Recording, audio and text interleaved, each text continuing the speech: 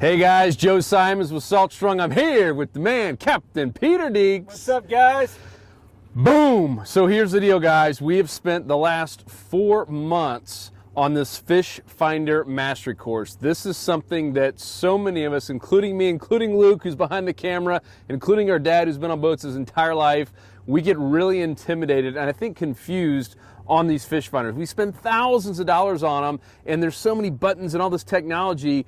And after like what I've seen you've all the tests you've done, like it is so simple. And now I know exactly what I'm looking at. I'm like, boom, those are bait fish, those are redfish, those are snook, those are trout, those are cobia. It's like, holy smokes, it's so much more simple than I thought it was. Oh, it is for sure. I learned so much making this course. I mean, I use mine every day, and I felt like I had a good handle on it. But man, doing all these experiments and learning how these units work, I mean, it was incredible what I learned. And the number one thing that I learned is it's really simple. It's reading your screen to figure out what you're seeing on there, identifying what you're looking at, and that's it. It's not a complex unit. And the fish busters, guys, when you see this course, so cool. They actually got Cole, the videographer, they went down and anchored different pieces of even fish structure and anchored them underneath the boat in different depths and went over them different ways. It is like, it's mind-blowing what you can see on that screen, and it just makes you, it makes you realize how easy this thing is to use and how unintimidating it really is. So you guys can be blown away by it. So before you guys get to even see the course, we want to give you just some free value add and really just cover some big mistakes that I think all weekend warriors are probably making, even some full-time guides are making. So if the camera guy can come around, and we'll show you 3 big mistakes that most people are making when it comes to reading their fish finder. All right, Peter, we're in front of your fish finder here. Let's start off with the number 1 mistake that you see most people making. The biggest mistake people make is misidentifying what they're looking at on the screen. Yep. You use your fish finder to try to locate fish and identify the fish, and a lot of people struggle with that. So like, what are we looking at right here? I see a couple little things at the bottom. There's some stuff coming in. So yes, you've got these little specks. You got a mark that came across right here. You have to first have an idea of the type of fish that are going to be around you. You have to be familiar with your environment, and you have to know the behavior of those fish. So for instance, we've got a solid mark up top here. It's pretty solid on the surface, on the top surface, and it's kind of fuzzy on the very bottom. That tends to mean it's a larger fish. If it's fuzzy on the top, it's usually a bunch of bait fish. And it's up higher in the water column. So, we're out here at a Port Canaveral. This time of year, I'm familiar. I've been fishing out here a bunch, so I know it's swimming around. So it's probably going to be a kingfish or a shark. Now, if you look down here on the bottom, you've got a bunch of small little specks. These are going to be bait fish. And I know what type of bait fish are out here because I threw my cast net the other day. And they're going to be little pilchards. So if you buy this machine and you come out here and you're kind of randomly wandering around looking at your machine, it will tell you where there's life. So don't ever miss out on, if you're not familiar with an area and your fish finder's telling you that there's life and there's fish around, there's always going to be predators, there's always going to be fish to catch. But if you're targeting a certain species, you really need to be first familiar with its behavior. It's like, what's this that just came in? So down here at the bottom, it's close to the bottom, it's a bigger blob, it's not going to be bait. It's probably going to be a redfish because there's been a bunch of redfish out here and they like to swim close to the bottom. You'll rarely see a redfish up off the bottom. And there's not much else that could be on the bottom except for maybe a couple of sharks. So without having my fish finder, I wouldn't know that there's a good redfish under the boat, right? But I can't use this machine to just tell me there's a redfish if I didn't know that redfish lived here. So if I'm traveling to a different area, the fish finder will tell me where there's life, but I really need to have an idea of what kind of fish are there, and you really need to have an idea of what those fish, how they live, how they interact, and where they're going to be swimming in the water column. Which is a big thing we teach in the Insider Club. Super big. Let me show you bait real quick. This is kind of a helpful hint when you're finding bait fish. It's really important. These fish finders are super helpful when locating bait fish. And so you use this, and I've been watching you the past couple of months as we've been filming. You're using your fish finder to find bait and to find the predator fish, right? I mean, this is all about maximizing your time. All about maximizing your time. I've got ideas. So here comes some stuff of where they're going to be. So we've got some bait fish right up here. It's tall. It's fuzzy throughout. There's no solid color to it. and it's a little fuzzy on the top and a little fuzzy on the bottom. So that's going to be a school of bait fish right What now. about that thing right below it? This down on the bottom, it's hard to say. It could be bait fish, it could be a big fish, but it is on the bottom. So there's not a lot of bait on the bottom right now. So most likely it's probably 1 or 2 larger fish. Same with here.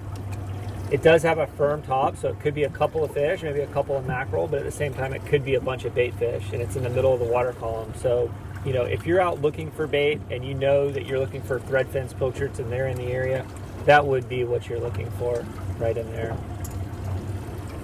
All right, Peter, that was awesome, dude. Let's talk about mistake number 2. What do we got, dude? Okay, so when you're trying to identify fish or bottom contours, the biggest mistake people make is they go too fast, and they don't make like a straight line heading. So the best speed that I found is to go between 1 and 3 miles per hour, and you want to keep a straight line. You know, some just came in there at the bottom. Ooh, yeah.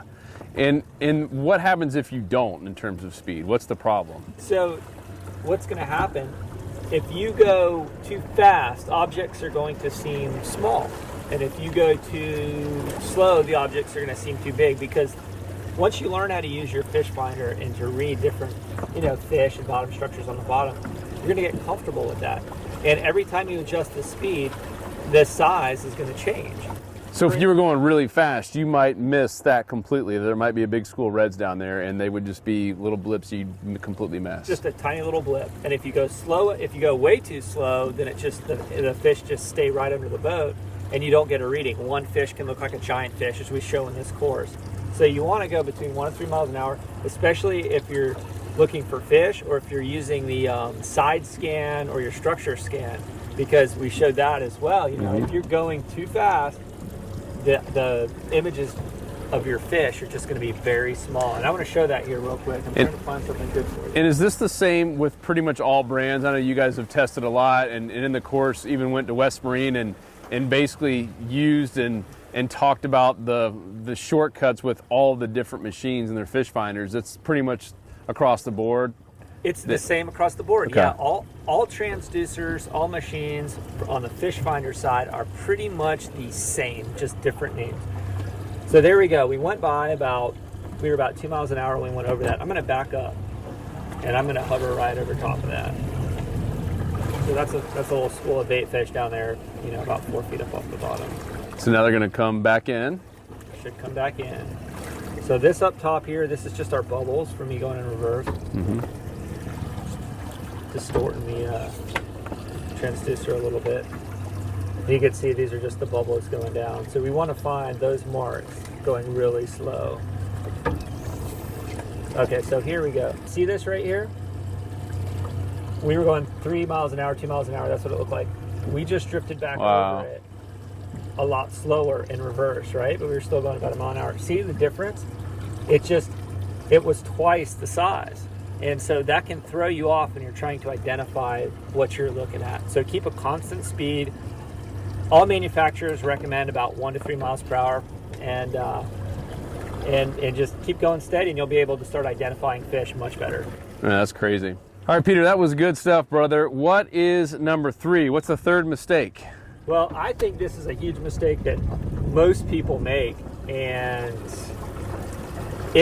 you have to know what you're looking at on your screen based on your transducer cone. So your transducer sends a signal through the water in the shape of an upside down ice cream cone, okay? So picture like an upside down triangle or a right side up triangle that shoots down to the bottom and up. And anything in that cone is then showed across your screen. So we're going to call this one Know Your Cone. Know your cone. And I'm going to show you here if we can get across a fish. So let me talk about the cone. Everything that you see being fed across the screen right Ooh, here, there's something. There's something right there. That is live time. It's instant. Whatever goes through that transducer cone is reported instantly, right there. Once it stops, it's not in the transducer cone. So how far away are those 2 little blobs right now, you think? Who knows? Who knows? So this, I'm going to guess this is probably a couple of larger fish that swam through the cone. Why are we filming this video? We should be catching these things. I know it. Big old reds down there. So we're barely moving. We're going 1 mile an hour, and this came through the cone. So that fish could be, let's just say that's one redfish, okay? That redfish could have swam forward and back through the cone, right to left, left to right. It could be sitting still and the boat just drifted over it. We have no idea where that fish is now or the direction that it was swimming. It's just paying across. So everything you see on your screen here is old time. That already happened. It happened in the past. And, you know, we have no idea where that fish is. So it is important to keep a steady forward progress, because then you have a better idea that, hey, I just ran over that fish, but you never really know. So let me move up here and find something else. So just remember, whatever you see reading out right here, that is going to be real time, immediately, directly under your transducer. Bam, right there. That fuzziness. Drop a line, baby. Right under the transducer right now. It's gone. It's not in the cone anymore. No, never mind. Pull the line up. So we were going 2.5 miles an hour. I'm suspecting it was sitting still and we went over it, but I do not know for sure. So if you're ever anchored and you're watching your fish finder under the boat and you see this, that right there isn't necessarily swimming right to left through your boat or forward and back. It could be going left to right, and it could be swimming really fast and it's a big school of fish, or it could be a really small school of fish. That right there technically could be like 3 redfish swimming super slowly through the cone, and your boat's not moving, so it spends a lot of time in that cone. The more time it spends in the cone, the larger and longer it looks. So a long line is usually a fish or a group of fish that's not changing depth and is spending a lot of time in the cone. Talk about the what it looks like is, hey, this is a really rocky bottom with a bunch of ledges. Talk about that real quick. All right. So see these contours? That's the boat going up and down on the waves. So if you ever want to know how big the waves are, just look at your bottom machine. So we're in a completely flat bottom. We're off the beach, so it's just a beach flat sand bottom right now. And every time the boat rocks in these little 1 to 2 foot waves, you're getting these little bumps. So it's not a bumpy bottom. These aren't rocks and crags and structure. That's just a flat sand bottom. And this is the same on all machines are going to have this. Yep. And I think this is something I used to like, oh my gosh, look at this bottom, look at this cool structure. Yep. And you guys were diving here for part of the course, right, you know it's completely flat. It's all flat sand. Yeah, it's pretty cool. You got to know your environment. But yeah, you just, the thing that I made the mistake of for many years, and that's when I watched this is a big school day, a big school of pilchards. They're under the transducer now they're not. So they were under the boat. So when I'm seeing this, they're not necessarily behind the boat. So don't grab your cast net and go chuck it off the back of the boat thinking that they're right under the boat. Or don't look at your screen. This isn't live, like that's under your boat right now and you're watching them slowly go by out of the transducer. Like that already happened. This is just telling you what had happened. So I think that's a mistake that a lot of people make. Oh, definitely. Well, Captain Peter Deeks, that was awesome, man. And that's just a small taste of what you guys are going to see in this Fish Finder Mastery course. This is something, once again, months and months of research, of dropping things down, of going over them, using multiple machines, going into West Marine and talking to the experts who deal with this stuff literally every day. And the guarantee with this course is going to help you have confidence to read this thing, to go out there and find bait quicker, to find structure quicker, and also to find, obviously, the feeding predator fish. You watch this course, you'll be just as good as any professional out there. I made this to teach myself, and I learned a lot. So, I mean, I highly recommend it. It's pretty insightful. Yep, and depending on what day you're watching this course is going live officially on Black Friday. Coming up here real soon. And of course, if you've already missed it, you can still get this course. But Black Friday, we are going to do a very special flash sale. So be looking out for an email from us on Black Friday, the Fish Finder Mastery course going live. Hope you guys learned something here. And we'll have a couple more videos coming up behind this with some other cool pieces from this Fish Finder Mastery course. We be out. Pal.